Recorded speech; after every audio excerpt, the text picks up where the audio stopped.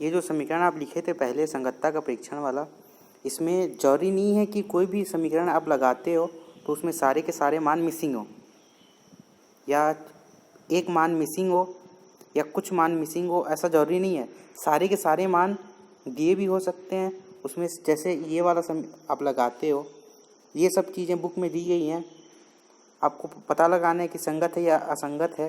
तो इसके लिए आप इसमें से ये कोई मान को आप मिसिंग मान लोगे और फिर उसका मान नहीं रखोगे। जैसे इसको मिसिंग मान ली, इसका मान मत रखो और बाकी का मान आप रखें। उसमें फिर AC का मान कुछ दूसरा अगर आता है तो फिर वो असंगत है, और बुक में जो दिया है वही मान आता है तो फिर वो संगत होगा। इस टाइप का आप मान रख के देखेंगे। क्वेश्चन नंबर 19 को देखते हैं। एक गणक द्वारा निम्न आंकड़े प्रदान किए गए। जिन 1000 विद्यार्थियों का उसने साक्षात्कार किया उनमें से 800 चाय पसंद करते थे, 700 कॉफ़ी, 400 कोको पसंद करते थे। ये जो चाय कॉफ़ी वगैरह है, इसको आप इस एक को A मान लो, दूसरे को B मान लो और तीसरे को C मान लो। इस टाइप का इसको मान के आपको बनाना है।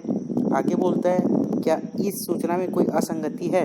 तो सबसे पहले क्या क्या मान दिया है वो आप देखेंगे, और उसके बाद संगत है या असंगत है उसके लिए कौन सा सूत्र लगेगा या समीकरण लगेगा वो देखना है और फिर बनाना है। एक ही क्वेश्चन में बहुत सारे समीकरण आप लगा के सॉल्व कर सकते हैं।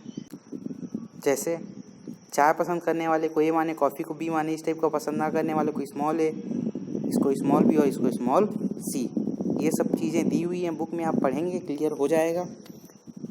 संगति की शर्त के अनुसार जो मान दिए हैं उसमें आप ये भी लगा सकते हैं, ये भी लगा सकते हैं और ये भी लगा सकते हैं। फर्स्ट लगाते हैं तो ABC का मान क्या आता है, ऋण 410। अब ऋणात्मक है तो सीधा सीधा असंगत है, लेकिन ये बुक में इस टाइप का नहीं बना है। सेकेंड नंबर का आप मेथड यूज़ कर सकते हैं किसी मान को अज्ञात मानकर। ये वाला भी है, इसमें से आप किसी को भी अज्ञात मान सकते हैं। मैं पहले में AB को अज्ञात मानता हूँ, तो BC और AC जो है, ये BC और ये AC, इसको इधर पक्षांतर कर देंगे। मान रखे AB का मान आता है 610, जबकि यहाँ वास्तव में AB का मान कितना है 200, तो भी असंगत है। इस टाइप का बुक में बनाया गया है। उसके बाद आप तीसरा अलग से भी मान सकते हो। आप AB को मिसिंग मत मानो, आप BC को मिसिंग मान लो। तो BC का मान कितना आता है 560, जबकि यहाँ वास्तव में BC कितना है 150, तो ये भी गलत आया, मतलब ये भी असंगत है। तो इसमें से आप तीनों में से कोई भी एक आप बना सकते हो, सही होगा। सेम 20 भी है। 1000 व्यक्तियों में से चॉकलेट पसंद करने वाले, टॉफ़ी पसंद करने वाले और उबले हुए अंडे पसंद करने वाले, इसको A, इसको B और इसको C मानकर आप वैसे ही मानेंगे। और असंगत है या संगत है इसके लिए आप सूत्र लगा सकते। चॉकलेट पसंद को A माने, टॉफ़ी पसंद को B माने, उबले हुए अंडे को C माने। ये मान पूरा बुक में दिया गया है। इसमें से बहुत, ये देखिए, एक तो स्मॉल ABC वाला लगा सकते हैं, ये बुक का है। आपको अगर स्मॉल ABC वाला नहीं लगाना, क्योंकि एग्ज़ाम में आपको पता नहीं रहेगा कि आपको स्मॉल ABC वाला लगाना है या कैपिटल ABC वाला, तो आप कोई भी लगाएं, बस आपको वो जो 7-8 समीकरण है वो याद होना चाहिए और ये जो मान दिए हैं उसके हिसाब से आपको लगाने आना चाहिए। ये बुक का है। आप दूसरा भी बना सकते हैं किसी मान को मिसिंग मानकर। मान लो ये जो कैपिटल ABC दिया है इसको मिसिंग मान लिए, तो आप निकालते हैं ABC का मान आता है इसमें रख के 293, जबकि वास्तव में कितना है 297, मतलब 297 आता तो संगत होता, 293 आया, 297 के बराबर नहीं आया, मतलब ये असंगत होगा। ये जो 20 हमने बनाया है सेम बनेगा 21 नंबर का, चाय कॉफ़ी और दूध पसंद वाला। सेम चीज़ें हैं, पसंद को आप कैपिटल मानना है और नापसंद वाला है उसको स्मॉल मानना है। फिलहाल नापसंद वाला नहीं है इसमें। ये भी सेम 20 टाइप का बनेगा, ये आपका वर्क रहेगा। और एक क्वेश्चन, ये क्वेश्चन नंबर लास्ट जो है 24, ये भी सेम बनेगा। अंग्रेजी पसंद करने वाले, फ्रांसीसी पसंद करने वाले और जर्मनी पसंद करने वाले, इसको भी आप सेम 20 टाइप का बना सकते हैं। गलत है या नहीं ये सूचना बताना है। आप बुक का आंसर देखेंगे तो घूम जाएंगे, उससे अच्छा हम जो बनाए हैं आप उसको देखें और एक फॉर्मूले के हिसाब से चलें।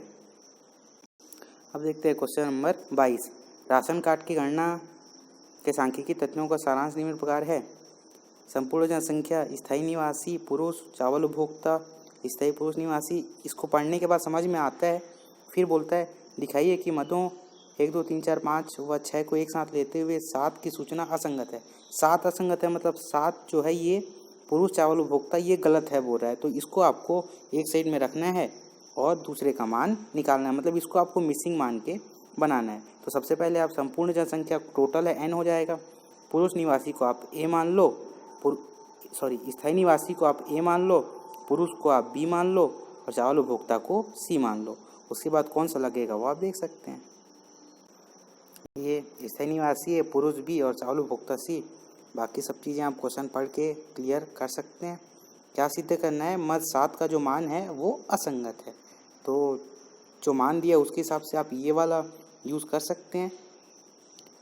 7 असंगत मतलब 20 या संगत, BC को एक साइड में बचाइए और बाकी का मान रखेंगे तो कितना आ रहा है, BC का मान 980, जबकि वास्तव में कितना है 970, बस असंगत है। क्वेश्चन नंबर 23 को देख लेते हैं। ये IMP क्वेश्चन है, अच्छा क्वेश्चन है। 1000 छात्र लड़के तथा लड़कियां, 50% छात्र लड़के हैं, 18 वर्ष से अधिक हैं, छात्रवृत्ति पाते हैं। ये चीज़ों में क्लियर होगा, आप पूरा पढ़ेंगे इसको। 1000 छात्र n हो जाएगा, जो लड़के हैं, एक तो लड़के और लड़कियों के बारे में बोला है, फिर 18 वर्ष से अधिक के बारे में बोला है और छात्रवृत्ति पाने वालों के बारे में बोला है। लड़कों को A मानो, 18 वर्ष को B मानो और छात्रवृत्ति पाने वालों को C मानो। इस सब का मानने के बाद लास्ट का मान जो बोला है, 18 वर्ष से अधिक आयु के उन लड़कों की संख्या जो छात्रवृत्ति पा रहे हैं, न्यूनतम और अधिकतम सीमाएं निर्धारित कीजिए। न्यूनतम और अधिकतम सीमा के लिए एक फॉर्मूला होता है, एक सूत्र होता है, जो आपको नहीं लिखवाया हूँ वो आप देख सकते हैं। ये नियम है, न्यूनतम सीमा निकालना है तो इसके लिए ये 3 सूत्र काम करते हैं, याद करना पड़ेगा। ये 3 सूत्र में से तीनों में जो अधिक होगा वो उसकी न्यूनतम सीमा होती है और अधिकतम सीमा के लिए केवल एक सूत्र है, पहले भी पढ़े हैं इसको। एक सूत्र है, इसमें मान रखेंगे तो जो मान आएगा वो अधिकतम सीमा होता है। क्वेश्चन देख लेते हैं। लड़कों को ये मानते हैं, 18 वर्ष से अधिक को भी मानते हैं और छात्रवृत्ति प्राप्त करने वालों को C मानते हैं। कुल छात्र हो जाते हैं 1000, लड़के 50%, 18 वर्ष से अधिक 660%, छात्रवृत्ति पाने वाले 880%। फिर 18 वर्ष से अधिक आयु के लड़के A भी हो जाएगा, छात्रवृत्ति पाने वाले लड़के AC हो जाएगा और छात्रवृत्ति पाने वाले 18 वर्ष से अधिक BC हो जाएगा। ये सब चीज़ें निकलने के बाद न्यूनतम सीमा के लिए आप ये जो 3 है इसमें मान रखेंगे, तो मान दिया है इन सब का, तो 170, 300 और 170 आता है। 300 सबसे अधिक है तो 300 हो जाएगा न्यूनतम सीमा, 300 हो जाएगा न्यूनतम सीमा। अधिकतम सीमा के लिए ये समीकरण है, मान रखेंगे आता है 320, अधिकतम सीमा हो जाएगी इसकी 320। मतलब ये एक नया फॉर्मूला है जो पहले नहीं लिखवाया था, इसी में आप देख सकते हैं। एक ही क्वेश्चन है इसीलिए इसको इसी में बताया।